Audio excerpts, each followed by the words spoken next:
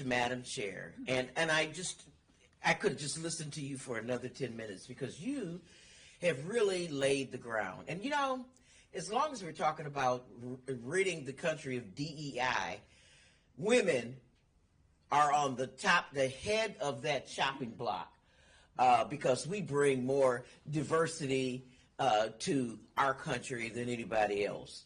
But we certainly don't have the equity with regard to this misguided resolution that they have passed. You know, some of you are very young as I look around, so I realize you may not have seen the movie Gaslight. Any of you saw the movie Gaslight? No, I figured you didn't. But you know, it was a movie in maybe the 40s or 50s that showed a man wanted to make the woman think she was going crazy by turning the gas lights up and down and in a way that she would not realize whether it was day or night or whatever. Well, that's what's happening here. We're being gaslit. You know, one of the things that upsets me more than anything when it comes to talking about Medicaid, and that's my mission here today, is to talk about Medicaid and what impact that would have on women, is to see my colleagues say, well, you know, the word Medicaid doesn't appear anywhere in the resolution. We're not going to hear Donald Trump and, you know, we're not going to cut Medicaid.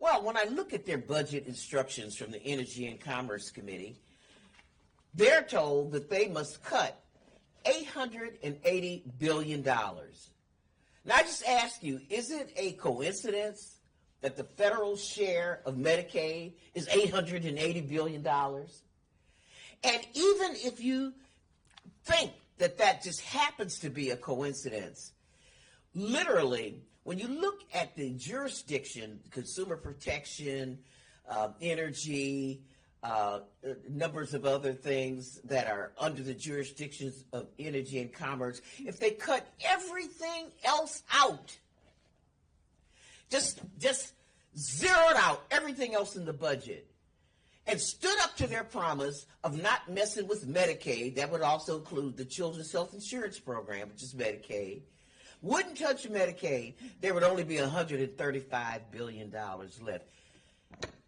The math don't work, y'all. I realize I come from the ghetto, but I did take arithmetic, and the arithmetic does not work.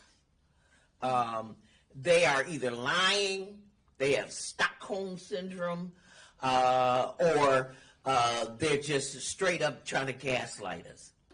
The reason that women have a disproportionate need for Medicaid, and here's why. About 60% of all Americans have health care provided through their employers. 60% of Americans. But when you disaggregate that number, you realize that only 38% of women on their own have health insurance. That means that they are receiving health insurance benefits through their husbands, who is carrying them and their kids on their health insurance plan. So that gap, doing a little arithmetic again, means that women and children, especially women who are heads of households or single parents, are particularly at risk.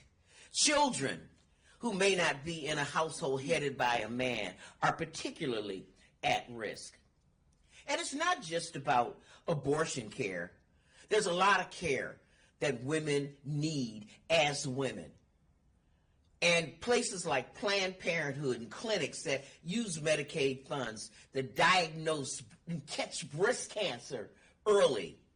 And it says women need health care to stay healthy. All of that is at risk. Now, there are a variety of ways that they could make these cuts, and they've threatened to do it, that they want to. One thing they say all we're going to do is get rid of waste, fraud, and abuse. We're gonna make people work in order to receive Medicaid. Well, let me just say this. About 60% of the adults who receive Medicaid already work. Yep. Thank you. Yes. They already work. So if they're not working, it's because they are women who have other sort of demands on their lives. They got elderly parents or a spouse that needs care. They have children that they have to attend to. They have other demands. They themselves have some sort of disability or health care needs, which is why they're applying for Medicaid. And they calculate that by by requiring that people go to work, that is going to save them money. Well, it's not going to save them $880 billion, y'all.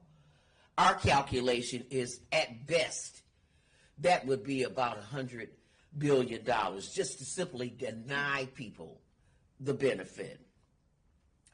And so we're here today, House Democrats and women of the House Democratic Caucus are here to say, you know, you're a damn lie with regard to your intention not to cut Medicaid. And we don't care how you dice it, slice it. We don't care if you do work requirements or block grant it, or you prevent states from using and assessing private providers so that they can draw down more money for the federal government. However you do it, $880 billion out of the Energy and Commerce Committee is impossible to do without zeroing out or severely restricting Medicaid, a vital resource for women and children. I was so happy I could go on and on and on to talk about how this CR hurts women. But I have so many other of my sisters here with me. They can talk about the damage this is doing. And I think it's really important now to talk about education, as this administration seems bound and determined to destroy the Department of Education. And so I was hoping that Representative Stansbury... Oh. Well, what are you talking about, Ms. Stansbury? Veterans and workforce. Labor. Labor. Talk Okay. about education. No, you don't have to. Mr. Michi will talk about that. You know, but so we have to talk about all of this because these are women's issues. And Ms. Stansbury is going to talk about labor issues and veterans issues. You couldn't have paid me this time a couple of years ago to take a bet that Republicans would cut veterans' health care. You couldn't have paid me to believe that. And so I want to hear more about that from Representative Stansbury, and I yield to you now.